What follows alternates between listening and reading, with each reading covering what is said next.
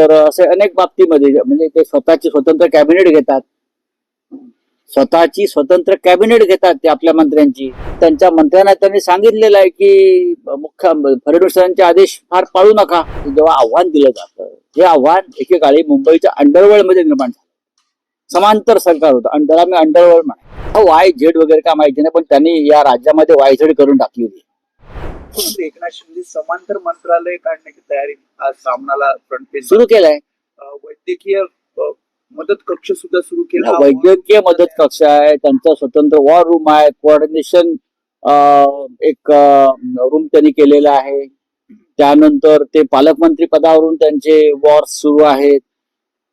त्यानंतर असे अनेक बाबतीमध्ये म्हणजे ते स्वतःची स्वतंत्र कॅबिनेट घेतात, स्वतःची स्वतंत्र कॅबिनेट घेतात ते आपल्या मंत्र्यांची. त्यानंतर त्यांच्या मंत्र्यांना त्यांनी सांगितलेलं आहे की फडणवीसांचे आदेश फार पाळू नका.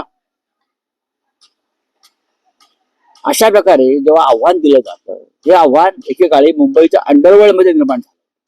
समांतर सरकार होतं, त्याला मी अंडरवर्ल्ड म्हणायचो.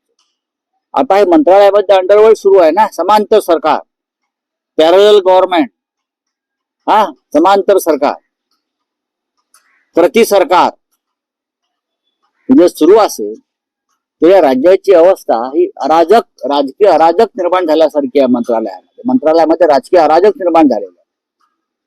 देवेंद्र फडणवीस हे खंबीर मुख्यमंत्री आहेत असं आम्ही मानतो. ते हे मोडून काढणार नसतील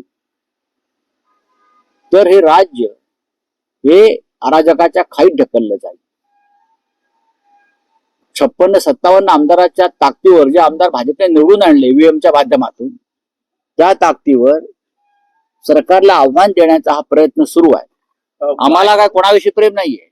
मात्र शिंदे म्हणतात म्हणजे कुठलाही कोळवाल नसून सर्व थंडा थंडा कुल असल्याचं म्हणतात. फडणवीस असतील गृह मंत्रालयाकडून त्यांची सुरक्षा व्यवस्था देखील कमी केलेल्या आहेत. मंत्री असतील, आमदार असतील, वाय दर्जाची जी सुरक्षा दिली ती आमदारांना. मला वाय झेड वगैरे काय माहिती नाही, पण त्यांनी या राज्यामध्ये वाय झेड करून टाकली होती. या राज्याची त्यांनी पूर्ण वाय झेड केली. आणि हे वेड्यांचं सरकार आहे. वेळ लागला या लोकांना. ही वेड्यांची जत्रा आहे मंत्रालयामध्ये. कोणाचा पायपूस सोन्याच्या गळ्यात नाही. मंत्रालयात जाऊन पहा तुम्ही, गोंधळ आहे. शासकीय कार्यालयामध्ये गोंधळ आहे.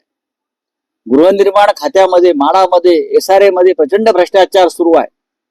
पैसे दिल्याशिवाय सामान्य माणसाची कामं होत नाहीत गृहनिर्माण खात्यामध्ये. मी तुम्हाला 10 उदाहरणं देतो.